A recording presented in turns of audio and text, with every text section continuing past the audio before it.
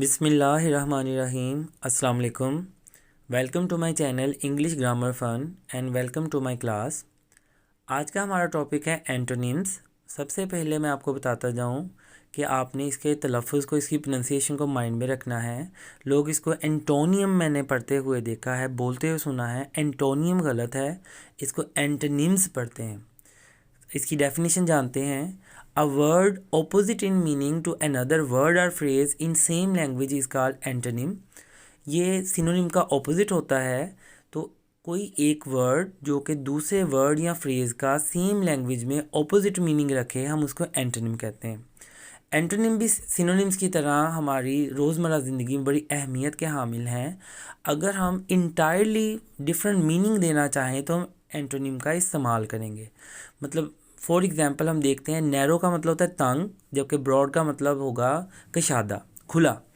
तो अगर हम कहना चाहते हैं कि कोई शख्स जो है वो तंग नज़र है, तो हम उसके लिए वर्ड यूज़ करेंगे नैरो माइंडेड। और अगर हम उसी को डिस्क्राइब करना चाहें इसके ऑपोजिट, तो हम कहेंगे ब्रॉड माइंडेड। डिस्ट्रॉय का मतलब होता है तबाह करना, तो बिल्ड का मतलब होगा तमीर करना। होस्ट जो है ये मेज़बान है, गेस्ट जबकि मेहमान को कहेंगे। ब्रेव का मतलब होता है ताकतवर, कॉवर्ड का मतलब होगा बुज़दिल। डिनाई का मतलब किसी हकीकत से इनकार करना। एडमिट का मतलब होता है तस्लीम करना या मानना। जेनरस का मतलब होता है सखी, कोई शख्स खुले दिल का हो। माइज़र जो है इसका मतलब होगा क्लोज फिस्टेड, जो शख्स कंजूस हो। इजी आसान है, डिफ़िकल्ट इसका ऑपोजिट है यानी एंटोनिम है। नेटिव जब आप किसी जगह के रहने वाले होते हैं, और फॉरेन जब आप गैर मुल्क में हों। तो ये नेटिव और फॉरेन दोनों एक दूसरे के एंटोनिम हैं यानी ऑपोजिट हैं एक दूसरे से। तो एंटोनिम जो है इसकी मैंने अफादियत आपको बताई कि ऑपोजिट मीनिंग देते हैं सेम लैंग्वेज में। ये बिल्कुल ही मीनिंग चेंज करके रख देते हैं। जैसे होस्ट था, हम मेज़बान की बात कर रहे थे, जबकि गेस्ट की अगर बात करें तो वो मेहमान हो जाएगा। नेक्स्ट हम देखते हैं, अगर कोई हम किसी खूबसूरती को बयान करना चाहते हैं, हम उसके लिए ब्यूटीफुल का इस्तेमाल करेंगे। जबकि बदसूरत की बात करना चाहें तो अगली उसका ऑपोजिट यानी एंटोनिम आ जाएगा। If you talk about heaven, heaven जन्नत को कहते हैं। हेल उसका बिल्कुल ऑपोजिट है, एंटोनिम है। नीचे मैंने डिग्रीज ऑफ एडजेक्टिव ली हैं, इनको आप तरतीब से देखें।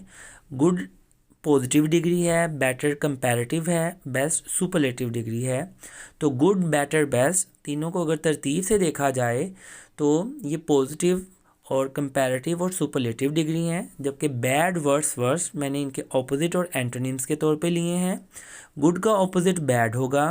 बेटर अगर हम कंपैरिजन की पोजीशन में हैं, बेटर हम कहेंगे बेहतर, और वर्स का मतलब बदतर। बेस्ट बेहतरीन, वर्स्ट बदतरीन।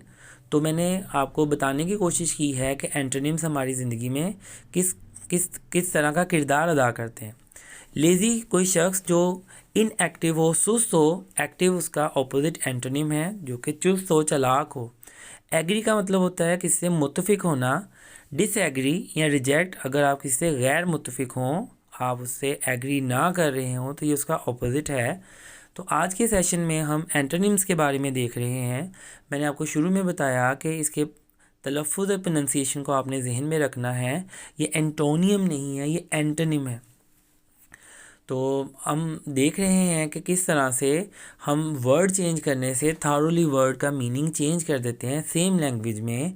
तो हम इसको एंटोनिम कहेंगे, यानी ऑपोजिट मीनिंग रखने वाले वर्ड्स जो हैं वो आपस में एंटोनिम्स कहलाते हैं। हम उनकी एग्जांपल्स को डिस्कस कर रहे हैं। तो हम नेक्स्ट देखते हैं जी, हमारे पास कुछ और वर्ड्स हैं। जैसे आर्टिफिशियल का मतलब होता है जो चीज़ रियल ना हो, हकीकी ना हो, जाली हो। इसका ऑपोजिट, इसका एंटोनिम रियल होगा।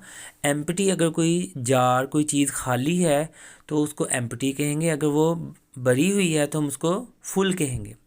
इंटरनल, किसी चीज़ के अंदरूनी मामले की अगर बात करें, और एक्सटर्नल बैरूनी है। कोई चीज़ अगर हमें बोरियत का एहसास दिला रही है तो हम उसके लिए बोरिंग वर्ड यूज़ करेंगे। जबकि इसका ऑपोजिट एक्साइटिंग, जो हमें पुरजोश करे। मूवी फ़र्ज़ करें हमें अच्छी नहीं लग रही, हम कहेंगे कि ये बोरिंग मूवी है। और अगर वो बड़ी अच्छी है, शानदार है, हम उसके लिए एक्साइटिंग यूज़ कर सकते हैं, जो कि इसका एंटोनिम है। बर्थ पैदाइश है, जबकि डेथ इसका बिल्कुल ऑपोजिट एंटोनिम है, मौत है। अराइव, कहीं पहुंचना, और डिपार्ट, कहीं से रवाना होना। आपने एयरपोर्ट पे ये वर्ड्स देखे होंगे, डिपार्चर एंड अराइवल। तो अराइव का मतलब पहुंचना, डिपार्ट का मतलब रवाना होना। फार अगर कोई चीज़ आपसे दूर है, नियर अगर कोई चीज़ आपके करीब है, दोनों एंटोनिम है एक दूसरे के।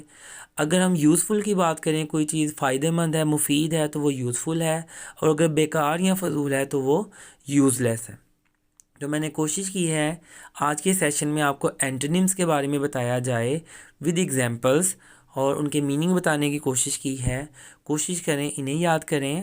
अगर आप इन्हें जानते हैं तो बड़ी अच्छी बात है, और अगर नहीं जानते तो समझे कि आज मैंने आपको इन नए वर्ड्स के बारे में बताया है। तो एंटोनिम्स को प्रैक्टिस करने के लिए आप डे टू डे लाइफ में इनका इस्तेमाल करें, इनको ढूंढें, तलाश करें, बुक्स रीड करें, उनमें से एक एक्टिविटी बना के दोस्तों के साथ एक गेम खेलने के आए मिलके एंटोनिम्स ढूंढते हैं। तो ये एक और चार्मिंग और इंजॉयबल एक्टिविटी हो जाएगी। अपना ख्याल रखिएगा। अल्लाह हाफिज़।